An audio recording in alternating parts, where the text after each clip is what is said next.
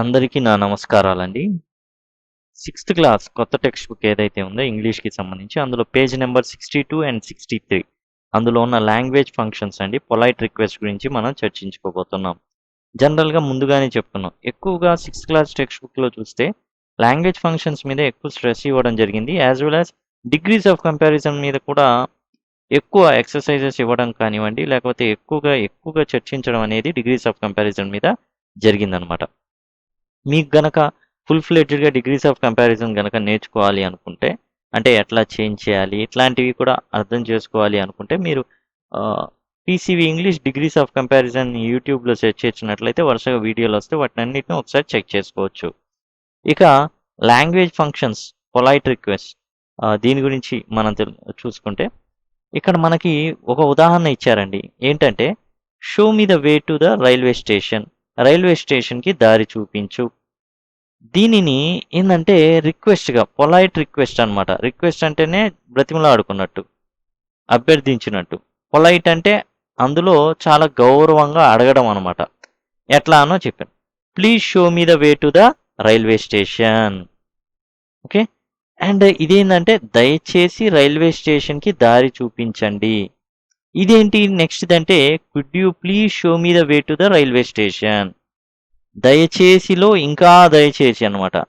ఇప్పుడు మొదటి ఇది ఏంటంటే జనరల్‌గా ఇన్ఫార్మల్ వే అనమాట. మనకన్నా చిన్నవాళ్ళకి రైల్వే స్టేషన్ దారి చూపి తెలిసి చిన్నవాళ్ళై ఇన్ఫార్మల్ వేలో చెప్పాలి అంటే show me the way to the railway station. దీనిలో మర్యాద ఏం లేదు, అభ్యర్థన ఏం లేదు. కానీ please show me the way to the railway స్టేషన్‌లో పొలైట్ రిక్వెస్ట్ అనేది ఉంది. కుడ్ యూ ప్లీజ్‌లో ఇంకా దిగి అనమాట. ఇంకొక మెట్టు దిగి అభ్యర్థించడం అనమాట. రిక్వెస్ట్ చేయడం అనమాట. ఇంకొక మెట్టు దిగి అయ్యా దయచేసి చూపించండి అయ్యా అన్నట్టు అనమాట. అయితే ఇక్కడ please show me the way to railway స్టేషన్‌కి and could you please show me the way to railway స్టేషన్‌కి ఏమైనా తేడా ఉందా? తేడా ఏముంది అంటే కొంచెం ఒక మెట్టు దిగి అడగడం అనమాట. ఒక మెట్టు దిగి రిక్వెస్ట్ చేయడం అనమాట. అంతే. మీరు గనక మామూలుగా ఎగ్జామ్ పాయింట్ ఆఫ్ వ్యూలో అండ్ జనరల్‌గా ఫార్మేటివ్ అసెస్మెంట్ అనుకోండి. అందులో ఎస్ఏలోనో, ఎఫ్ఏలలోనో అడిగారనుకోండి జనరల్‌గా. మీకు పొలైట్ రిక్వెస్ట్ రాయమంటే please show me the way to the railway station రాస్తే కరెక్టే. లేదా ఇది రెండోది, ఇది మూడోది ఉంది చూసారా ఇక్కడ, అది రాసినా కరెక్టే. అయితే ఇక్కడ మనం గమనించాల్సింది ఏందంటే, జస్ట్ ఇక్కడ ప్లీజ్ పెట్టాం. రెండో దానికి ఏందంటే ప్లీజ్ పెట్టాం ఇది. తర్వాత దానికి ఏందంటే కుడ్ యూ ప్లీజ్ పెట్టాం. అయితే ఇక్కడ గమనించాల్సిన విషయం చివర్లో క్వెషన్ మార్క్ అనేది ఉండాలి. లేకపోతే తప్పవుతుంది. ఇక్కడ ప్లీజ్ అని ఏదైతే పెట్టామో దానికి సంబంధించి ఫుల్ స్టాప్ అయితే సరిపోతుంది.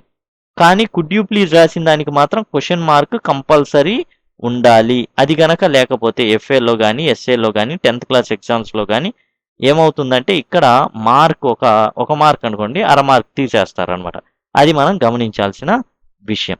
Same purpose please show me the way to the railway station కానీ, ఇక్కడ ఉన్నది కానీ కుడ్ యూ ప్లీజ్ వాడింది కానీ సేమ్ అండి.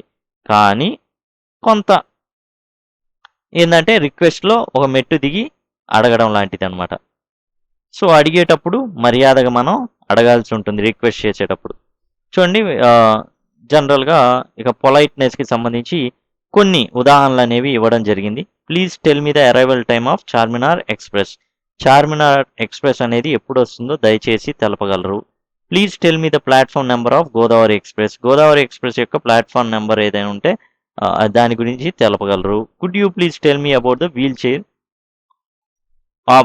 అవైలబిలిటీ అండి. ఇది కొంచెం టైపింగ్ మిస్టేక్. అవైలబిలిటీ అని పడాల్సింది ఇక్కడ తప్పు పడింది. ఓ స్థానంలో ఏ ఉండాలి, ఎల్ ఉండాలి.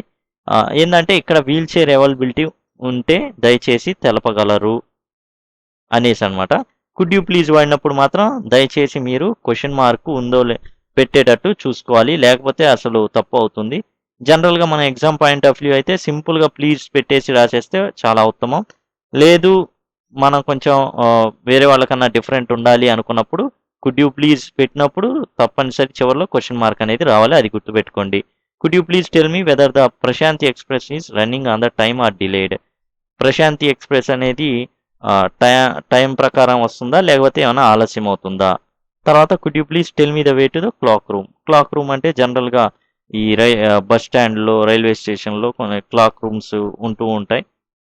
అంటే సపరేట్ రూమ్ ఉంటుంది. దానికి వే చెప్పమంటున్నారు అనమాట. ఇప్పుడు మన చేత ఒక యాక్టివిటీ ఎక్సర్సైజెస్ అనేది చేయించదలుచుకున్నారు. And use the expressions in polite forms. Bring me some stamps from the post office. నాకు పోస్ట్ ఆఫీస్ నుంచి కొన్ని స్టాంపులు దీన్ని మనం ఇందాక డిస్కస్ చేసినట్టు ప్లీజ్, కుడ్ యూ ప్లీజ్ పెట్టి రాయాల్సి ఉంటుంది. ప్లీజ్ ఏం లేదు, బ్రింగ్కి ముందు ప్లీజ్ పెట్టేసి రాసేయండి అండి, చాలా simple. Please bring me some stamps from the post office అయిపోయింది. కుడ్ యూ ప్లీజ్ పెట్టి ఎట్లా రాయాలి? ఇక్కడ జస్ట్ కుడ్ యూ ప్లీజ్ అని రాస్తాం, చివరిలో క్వశ్చన్ మార్క్ పెడతాం. అదండి మెయిన్. ఇక తర్వాత help me in getting down the train దిగడానికి నాకు సాయం చేయి. దీన్నే రిక్వెస్ట్గా ఎలా ప్లీజ్ అని పెడతాం, సరిపోయింది. ఇక్కడ ప్లీజ్ పెడతాం అంతే. మళ్ళీ కుడ్ యూ ప్లీజ్ రాయాలంటే సేమ్ కుడ్ యూ ప్లీజ్ పెడతాం అండ్ క్వశ్చన్ మార్క్ పెడతాం. అందుకనే ఏదైతే యాడ్ చేశానో అది మీకు డార్క్ అండ్ బోల్డ్ లెటర్స్లో కనబడతాయి. జస్ట్ ఇక్కడ కుడ్ యూ ప్లీజ్ యాడ్ చేశాను, ముందు తోకగా ఏముంది, క్వశ్చన్ మార్క్ ఉంది అంతే. ఇక్కడ కూడా hold this back for a while, please అనేది ముందు పెడతాం అంతే. ఫుల్ స్టాప్ ఇటు ఉంది, please hold this back for a while.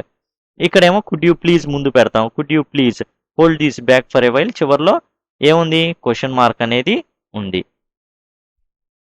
అట్లానే ఇవండి, wait for me at tower clock and lend me 100 rupees.